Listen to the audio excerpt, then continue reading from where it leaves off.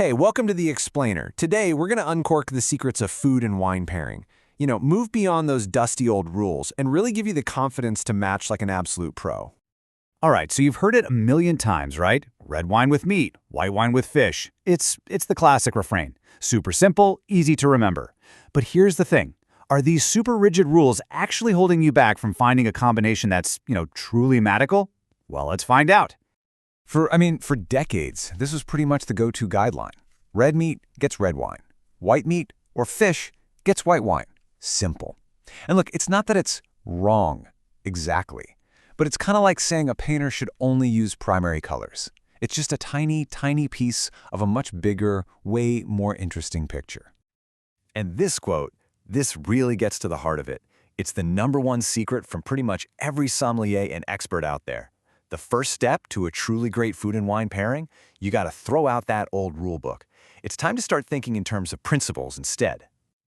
Okay, and this is the big one, the #1 principle. Drink what you like. Now I know, it sounds almost ridiculously obvious, but it is so fundamental.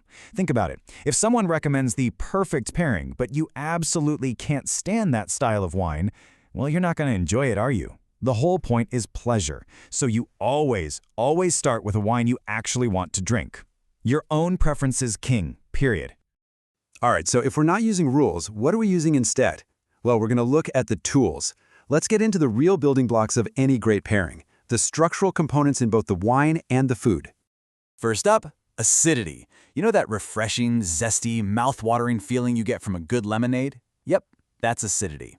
In wine, this quality is an absolute superstar. It just slices right through rich, fatty, or salty foods. It's kind of like a reset button for your taste buds, making every single bite and every sip feel totally fresh and new. Okay, next up is tannin. You've probably felt this, mostly in red wines. It's that texture that kind of makes your mouth feel a little bit dry or grippy. So what's happening? Well, tannins literally bind to fats. That's their superpower.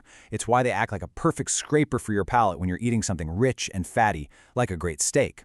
It just cleanses everything and gets you ready for that next delicious bite. And finally, let's talk about body. This is all about balance, the weight of the wine in your mouth.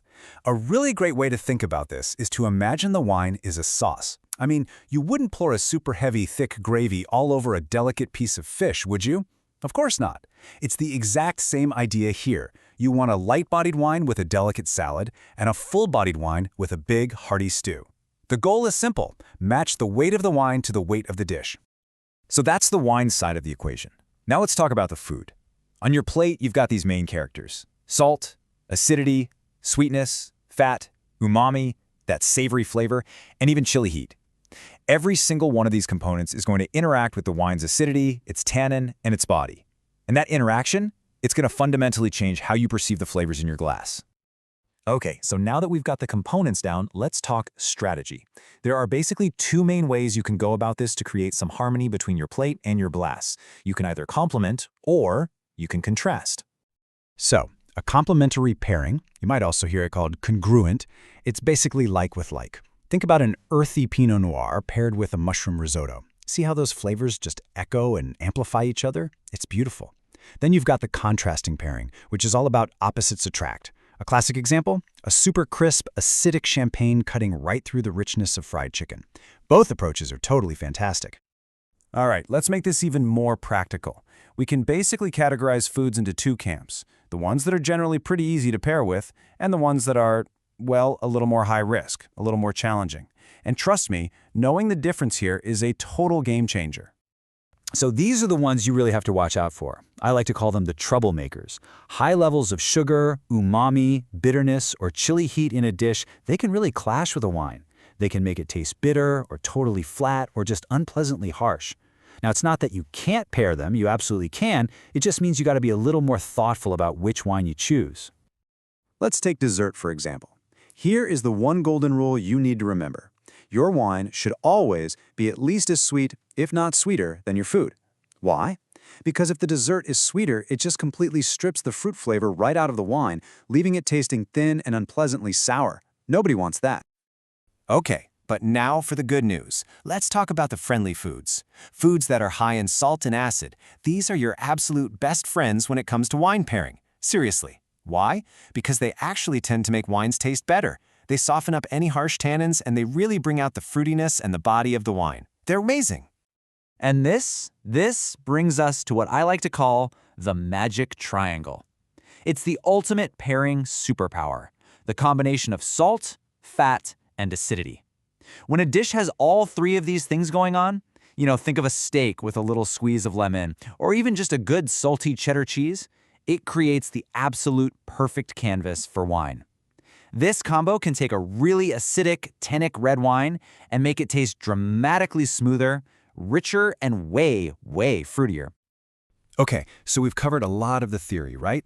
Now let's put it all together into a simple, actionable playbook.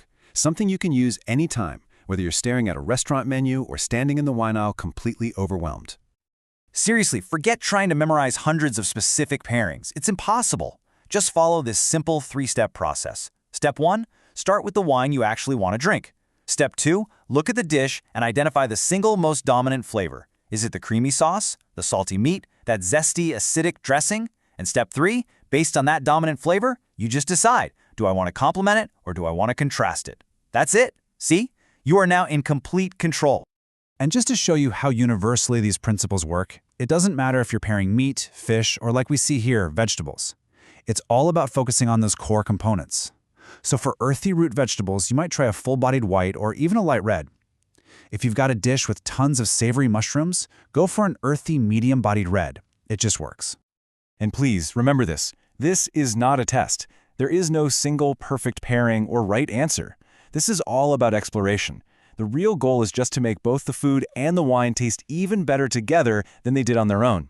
It really is about trusting your own palate and discovering what you enjoy the most. So go ahead. Be brave. Now that you have the principles, what's the first unexpected pairing you're going to try? Maybe it's that slightly sweet Riesling with a spicy curry. Or, hey, pop open a bottle of sparkling wine with your next fish and chips. Just experiment, have fun with it, and discover the combinations that really make you happy. Cheers to that.